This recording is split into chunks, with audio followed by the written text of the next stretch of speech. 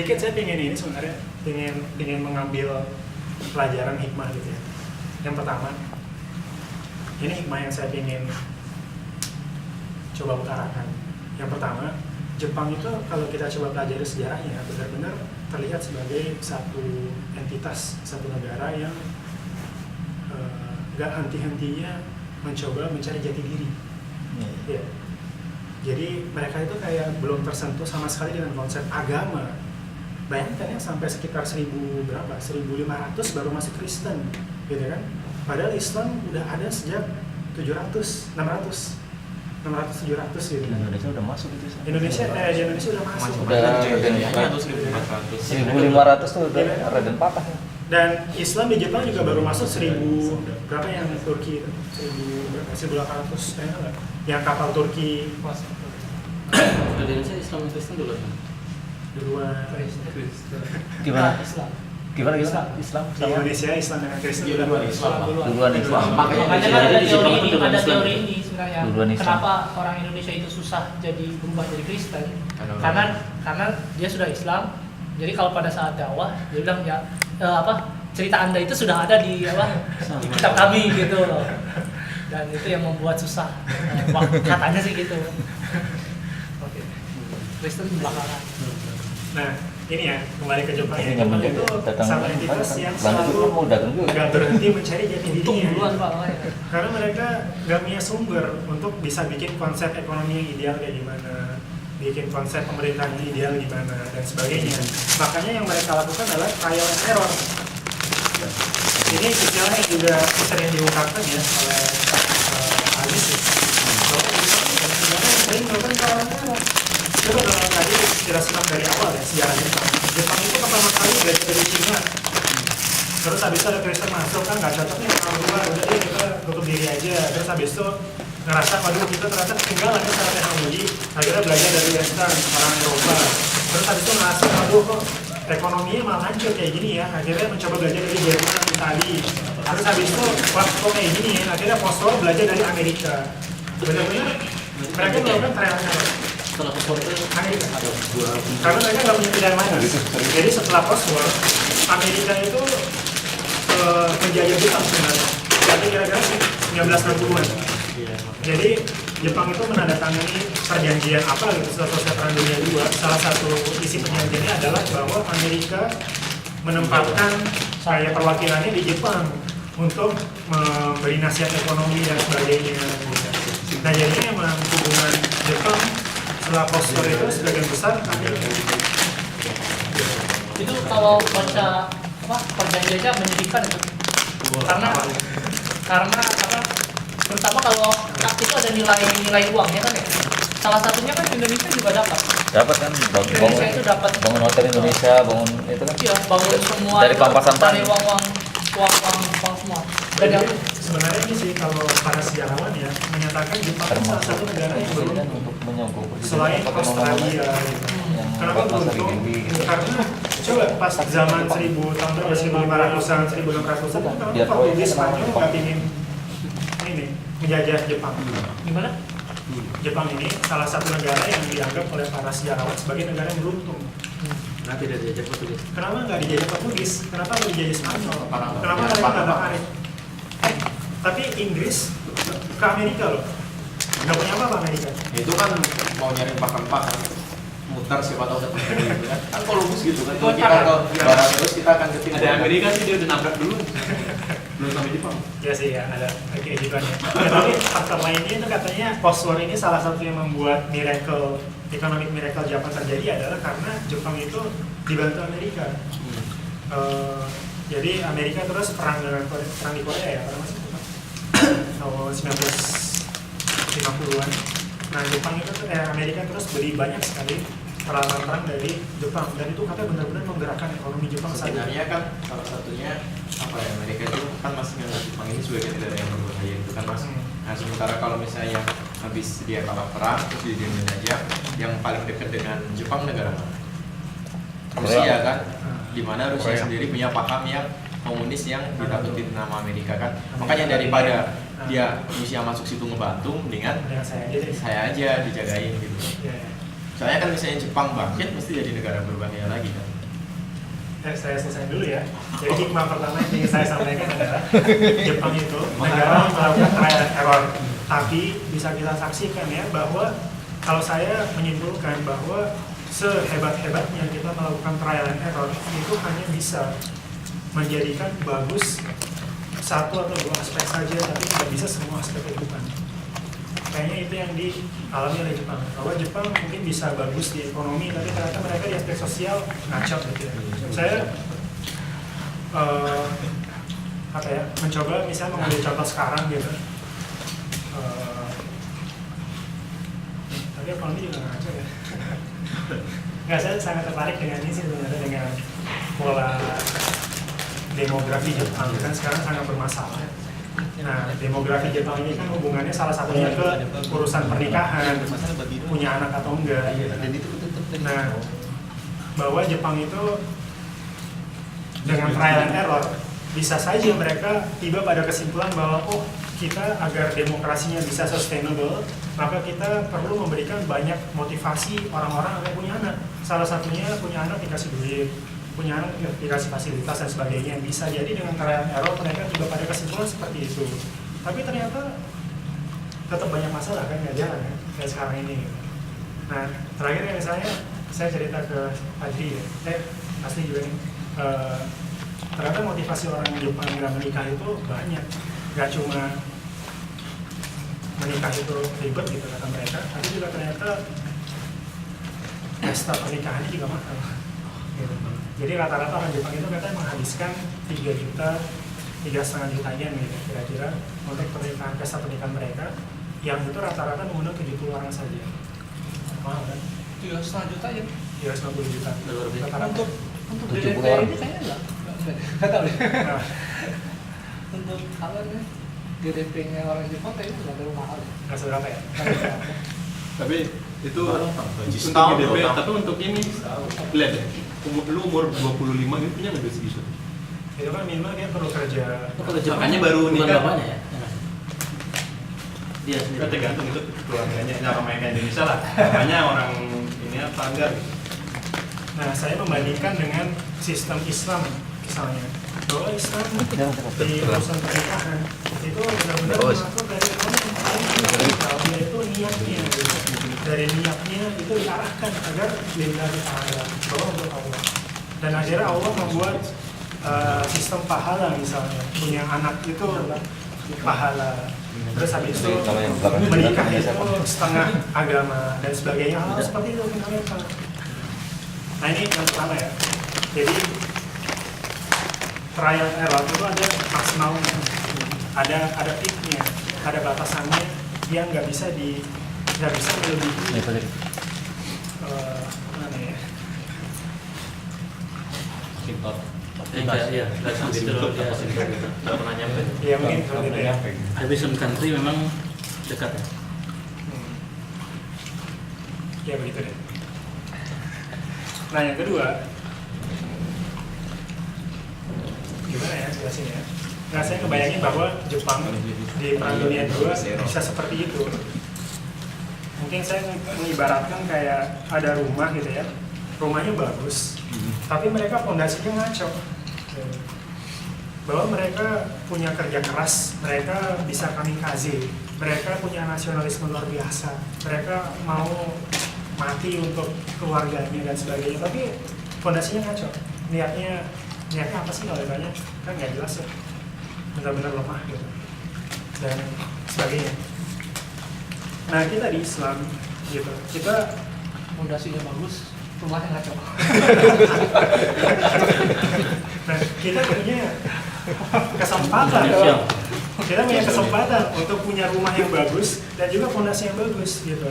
Nah poin saya adalah kalau rumahnya bagus dan fondasinya ngaco aja to certain extent bisa sehebat itu, apalagi rumah yang bagus dengan fondasi yang bagus gitu sebenarnya. Ya cuma emang sekarang rumahnya bobrok, fondasinya pun bobrok gitu. Nah ini yang jadi tadi apa jadi apa ya? Jadi apa? Kalau saya mau bandingin sejarah Islam ya, sejarah Islam dengan sejarah Jepang. Kayaknya kalau nggak tahu sih, kalau di Islam tuh ada juga nggak ya fenomena saat dia hancur seperti Jepang terus bangkit kembali di zaman sejarah Islam itu. Kan tadi kan ceritanya mungkin hancur itu kan karena trial and error ya, karena memang tadi fondasinya. Jadi kalau di Islam ini yang bisa di-compare lah, misalnya era kehancuran kayak bom itu ada nggak? Sebelum masih ada. Karena ini kan hikmahnya bagus-bagus. Ada hal yang tadi down itu Yoshinobu Tokugawa ya, terakhir itu. Tokugawa Ieyasu masalah. Ini yang terakhir. Oh, Yoshinobu Tokugawa. Oke. Nama kecilnya Kiki. Kebetulan saya punya bukunya. Ada 500-an ya di situ. Dan itu menarik. Dan yang hebat menurut saya ini sebab kehancuran di mana-mana. Itu sama. Dalam istilah Islam ya, kan keadilan ya. Jadi hakim hak memberikan orang yang berhak haknya. Nah, si Yoshinobu ini sebenarnya sudah pantas menjadi shogun. Tapi sejak dia pantas itu ada 5 shogun yang menjadi shogun. Gimana sejak Yoshinobu itu sebenarnya kalau dia dalam merit system harusnya udah jadi shogun sejak 5 angkatan shogun sebelumnya. Tapi shogun setelahnya itu shogun kan ada orang gila. Beberapa shogun itu sampai orang gila. Jadi negeri yang seperti itu nggak akan maju. Jadi orang yang bukan terbaik diangkat jadi pemimpin. Ini fenomenanya. Padahal si Keki, nama kecilnya Keki. Ini ceritanya menarik. Jadi dia benar-benar direncanakan oleh bapaknya itu jadi shogun. Orang gila sehati atau orang gila sebenarnya? Bapaknya itu Daimyo Mito. nggak tahu. Mito itu kasta pinggiran. Tapi bisa masuk kasta depan, jadi dia kasta tengah. Makanya dia nikahkan dengan. Jadi nikah juga direncanakan supaya bisa jadi shogun. Dia harus masuk kasta tengah. Kasta tengah itu Tsubasi. Dinikahkan dengan orang yang lebih barat. Akhirnya betul memang di tracknya jadi shogun. Tapi karena emang tidak ada justice. Padahal semua hampir sepakat orang paling bagus itu Yoshinobu. Semua takut dengan Yoshinobu dan kecerdasannya. Dia tetap yang jadi pemimpin. Bahkan orang gila pun dijadikan pemimpin. Nah ini saya kira menjadi digital. Selama kita tidak bisa dihakin hak kau, memberi hak kepada orang yang memang berhak, itu tidak akan pernah leading. Ini sebenarnya merit system, termasuk masalah Islam dan Muslim. Terpaksa kita harus ngasih ke mereka kalau mereka bagus. Jadi pertandingannya itu justru we should be better than them. Kalau jangan wah ini terpaksa kita pegang ya dengan sekarang banyak isu ya, itu harus Islam, benar sih, tapi jangan ngomong di umum gitu, nggak enak kan ngomong di umum. Harus Islam, siapa dulu Islamnya? Karena kalau di umum itu ya harus dengan aturan-aturan umum lah, yang harus yang paling baik lah, harus yang paling hebat. Nah ini kalau nggak begini, masa Islam itu begitu. Ketika bukan orang yang terbaik malah diberi amanah, kan dalam hadisnya kita beli. Ya. Jadi kita budi akil amanah pada diri sah. Kalau amanah itu disia-siakan maka tunggulah kehancuran. Ya. Ini kayaknya jadi umum ya. Makanya tadi shogun itu hancur karena masa dipimpin orang gila. Hanya gara-gara ibunya benci ke Orang gila beneran atau orang gila? Iya. Beneran? Karena kan shogun itu kan lahir karena keluarga itu aja. Ini kan jadi pembahasan secara biologi ya. Jadi, sehingga secara gen akan ada orang gila di situ. Bodoh. Orang gila beneran itu pesan. Bodoh nggak bisa mikir. Oh. Idiot. Ya gila lah ya. Artinya nggak bisa diajak. keluarga shogun. Iya, harus di 3 klub itu. Akan ada keluar resesif DNA. Tiga elit itu. Jadi ada banyak di kelompok itu yang shogun. Main dalam Islam kan secara nasab tidak boleh nikah yang bahkan lebih jauh lebih bagus. Tapi kalau bisa jadi shogun, orang gila kok jadi shogun gitu. Orang bodoh kok jadi shogun. Nah, saya pikir ini kajian termasuk di Indonesia sekarang. Selama kita masih milih orang yang tidak lebih bagus, itu akan masalah. Jadi kalau mau didik orang tuh didik nyari yang bagus tuh yang begini nih. Tapi jangan perlu ditunjuk orangnya karena orang bisa ganti-ganti nanti bisa jadi siapa tahu muncul punya karakter bagus. Nah kalau itu nggak ada ya hancur ya. Mungkin yang paling berkesan dari buku itu karena bukunya masih segini banyak. Ini kok dia udah peak ya, maksudnya udah paling hebat di Jepang gitu. Padahal bukunya udah masih banyak nih. Emang apa sih kayak profil biografinya Hmm. gitu Tokugawa Yoshinobu. Yoshinobu. Namanya masih keki terus, nama kecilnya Ki. Padahal dia tapi udah orang hebat. Sejak untuk menggambarkan dia dididik itu, kalau dia tidur dididik bapaknya itu harus kanan kiri, kanan.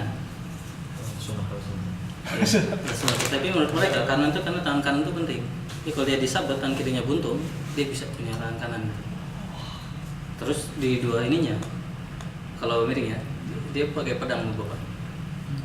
Karena bapaknya ini apa seorang pemimpin tuh nggak boleh tidurnya guling-guling. Oh. Ada jadi dipasang gitu, dipasang pedang. Jadi benar-benar well trained lah. Yoshinobu itu orang hebat. Nggak bisa tidur. Kakinya digantung juga kali. Ya tentu itu nilainya mereka. Tapi yang menarik bapaknya ini luar biasa mencetak anaknya pedang dilatih orang ya sama orang paling hebat datangkan ke Mito, berkuda orang datangkan. Jadi memang betul-betul well trained. Ya kalau di militer mungkin dari Prabowo orang mengakui kalau dia secara militer ya, terlepas masalah filosofi dan politik lainnya. Orang paling hebat strategi itu ya Prabowo. Seakan-akan udah paling jauh itu ya masalah. Ya, Ditiru tuh Mas Sofan anaknya. apa? Ditiru kayak gitu tuh, kasih pedang. Dikasih bola. Ya, silakan mau ditutup atau gimana? Ya diskusi dulu. Mungkin itu selain sejarah Jepang juga perlu juga tuh sejarah Korea itu loh. Korea itu kan pas, Iya, saya juga tertarik dengan Korea sebenarnya, cuma Iya. belum baca. Korea itu sejarahnya susah dicari nih sampai Gitu ya? zaman dulu. Soalnya Korea itu bedanya Jepang kalau misalnya ganti dinasti gitu ya, itu biasanya yang dinasti lamanya kan nggak dibantai secara habis ya. Kalau Korea itu sampai dibantai sampai habis, jadi semuanya dibakar gitu sampai nggak ada sisanya lagi gitu loh mas. Jadinya sejarah Korea itu emang susah dirunut katanya. mungkin dari awal perang aja. Dari akhir perang itu kan Dari tahun 45 ke atas. cepat itu ininya, berkembangnya kan cepat gitu loh. Jadi Korea itu kan pas waktu awal-awal itu terbagi jadi Korea Utara, Korea Selatan itu kan Korea Selatan itu kan dianggap negara gagal ya yang tidak punya sumber daya apa-apa gitu loh. Tapi nyatanya kan K-popnya. Kalau bisa. membahas itu nanti jadi miripnya di Jepang tahun itu tahun 45 tahun 47 gimana dia membangkitkan industri. Jadi Saya- spesifik. Saya juga mau cerita dikit kan tadi apa Jepang pas mulainya zaman apa sih dari Apus apa pertama kali itu Muromachi. Muromachi. Muromachi. Itu kan sebelum itu kan sudah ada Buddha ya. Jadi kalau misalnya ikut jalan-jalan ke Kyoto Nara itu dibahas juga sebelumnya itu kan agama aslinya kan Shinto ya. Kenapa dia sampai Buddha juga masuk. menarik itu sampai Buddha. Masih ingat pak? Iya, jadi kalau yang saya ingat aja ya. Jadi karena Shinto itu pertama mulai ditinggalkan. Orang mulai nggak percaya sama apa? Absurd gitu. Ya apa absurd lah. Apa? Animisme. Ya animisme terus dan kalau menurut cerita yang saya dengar itu ya, justru agama Buddha itu dibawa oleh kaisar. Jadi kaisar itu yang karena dia pikir Jepang ini butuh agama. Dakwah struktural. Iya, dakwah struktural jadinya. Dan satu lagi sebenarnya Buddha itu kan sebenarnya bukan sebenarnya kalau bisa dibilang agama atau tidak nggak tahu juga ya soalnya seperti falsafah kan.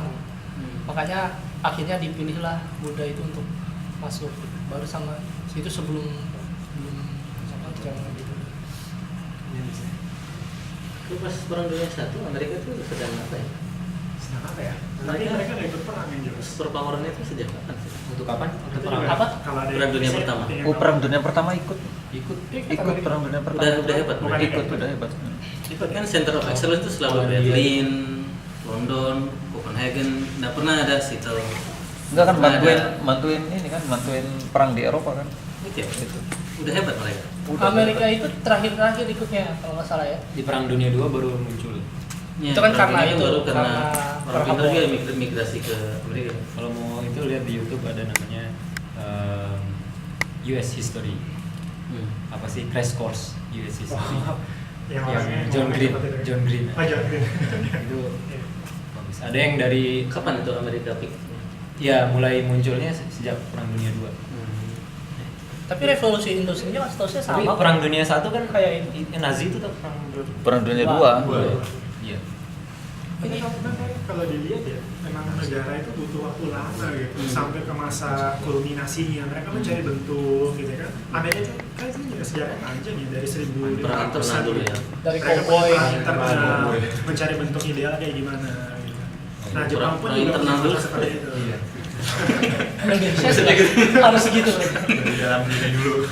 Tapi kayaknya sekarang bukan zamannya itu lagi ya. Bukan zamannya Perang saudara. perang-perang lagi. Ya perangnya udah perang-perang. Perangnya udah perang struktural. Gimana kalau Amerika itu kayaknya hampir sama kayak ini sama Eropa.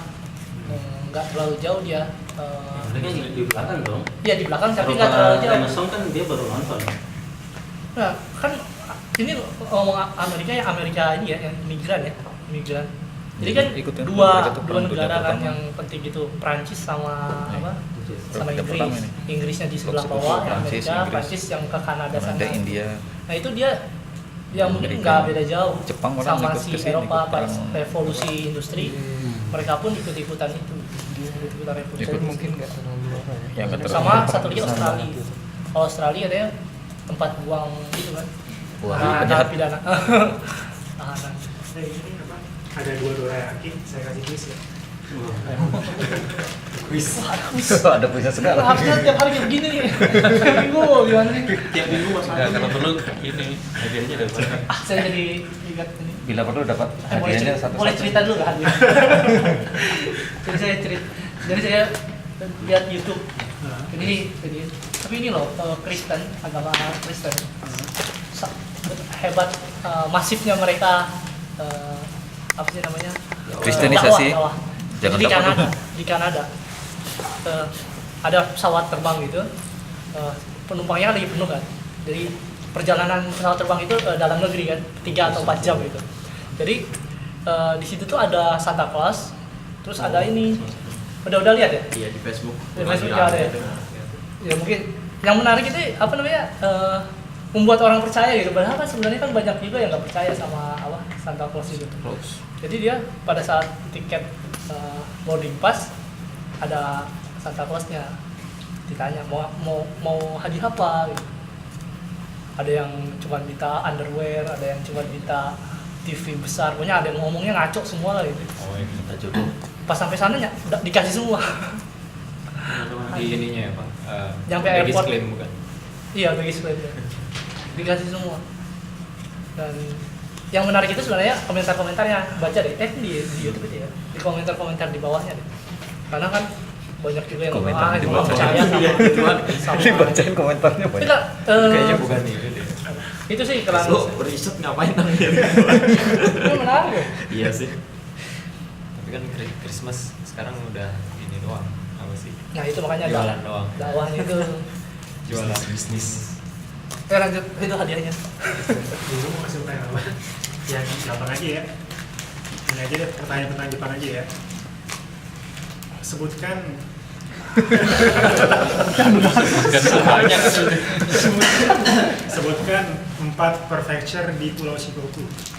Sebelum di luar materi. Namanya tentang Jepang aja biar Tadi nggak ada materinya. nggak boleh nyontek ya. Lucu lah.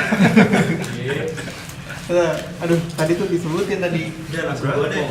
Yang di bawah ini. Itu Kyushu. Mbak, Oh iya, nggak jadi. Nggak jadi.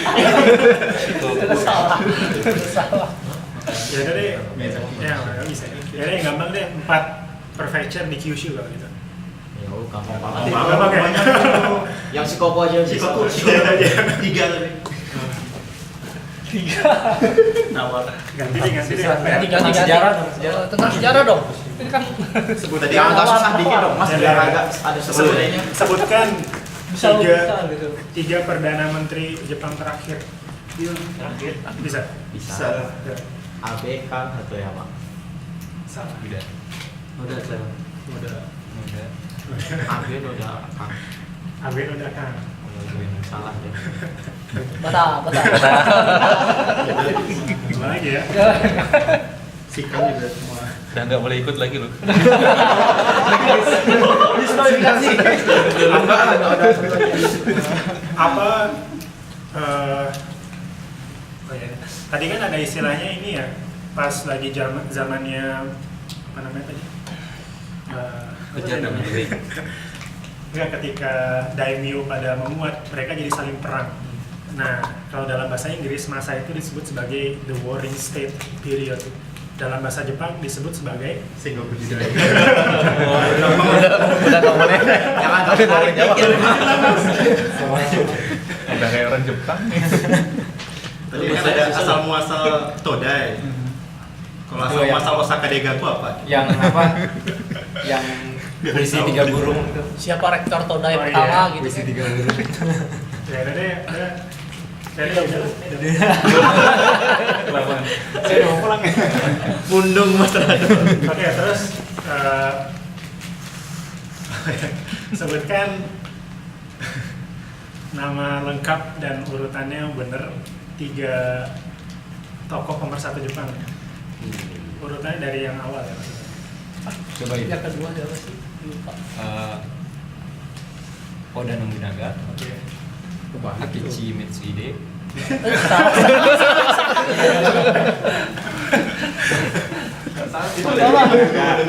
Iya, justru mereka kan bertiga itu menyatukan. Jadi Tapi dia Hideyoshi. Apa tadi? Nama di mana? Bukan. Ayo. Toyohashi.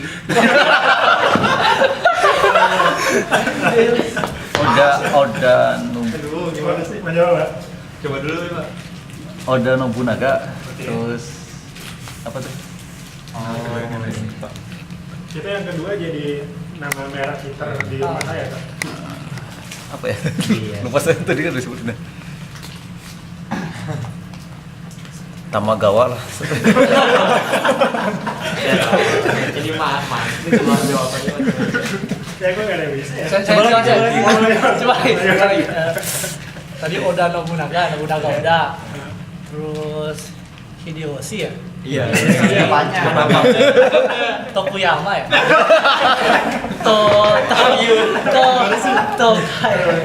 Toyotomi. Toyotomi. Ah, Toyotomi. Belum satu lagi. Satu lagi. Iya. Tokugawa Ieyasu. Sekarang yang punya ini bikin quiz lagi. Bagi lagi. Ya. Enggak ya. Lapar saya. Silakan ngobrol lagi nggak? Ya. Alhamdulillah, terima kasih banyak buat untuk ini ceritanya. Semoga kita bisa mengambil pelajaran dari namanya Dari Toyohashi ya. Tapi ceritanya dari yang Minamoto. Dari romantis itu kira. Aku berapa atau berapa? Ratusan. ya semoga bisa mengambil inilah banyak pelajaran dari sejarah. Walaupun saya sendiri nggak bisa menyimpulkan, nyerah deh. Ya deh, kita tutup aja pertemuan hari ini dengan baca Alhamdulillah dan doa penutup majelis. Kurang lebihnya mohon maaf. Assalamualaikum warahmatullahi wabarakatuh. Waalaikumsalam warahmatullahi wabarakatuh.